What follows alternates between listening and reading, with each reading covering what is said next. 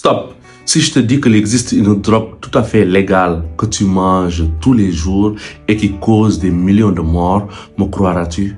Et non, c'est pas la cocaïne, c'est pas l'héroïne, mais bien sûr le sucre. Oui, cette douceur qui envahit ton plat est bien plus dangereuse que l'on ne pense. Elle te rend accro, détruit ton cerveau, abîme ton foie et ton pancréas, te donne de la graisse et surtout déséquilibre le microbiote intestinal. Reste jusqu'à la fin de la vidéo car aujourd'hui, je vais vous expliquer pourquoi le sucre est un poison lent et pourquoi tu dois réduire rapidement ta consommation.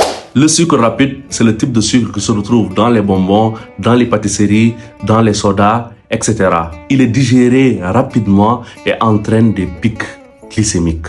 Le sucre lent, présent dans le pain blanc, dans le riz blanc ou même dans les pâtes. Ce sucre lent, une fois digéré, aussi devient du glucose, mais son action est plus progressive. Alors pourquoi parle-t-on de drogue? La réponse elle est simple. Le sucre agit directement dans ton cerveau, provoquant une augmentation de la dopamine, l'hormone du plaisir, créant une sensation de bien-être instantanée, mais temporaire.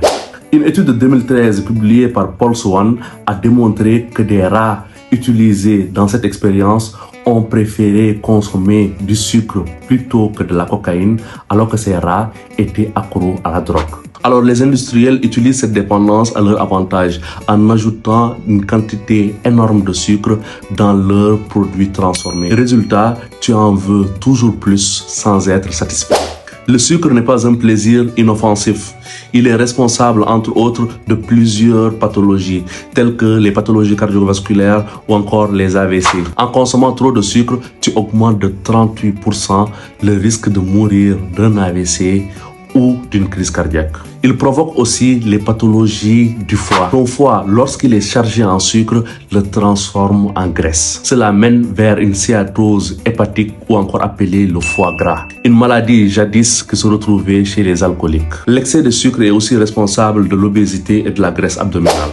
C'est pas l'excès de gras que tu manges qui te fait grossir, mais bien sûr l'excès de sucre. Et c'est pas fini. Non. Le sucre te donne le diabète.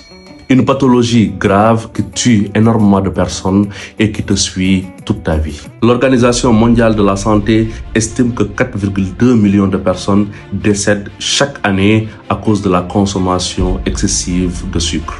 Au Sénégal et un peu partout maintenant en Afrique, les maladies métaboliques telles que le diabète explosent, surtout chez les jeunes, à cause de la consommation excessive de soda et d'aliments ultra transformés.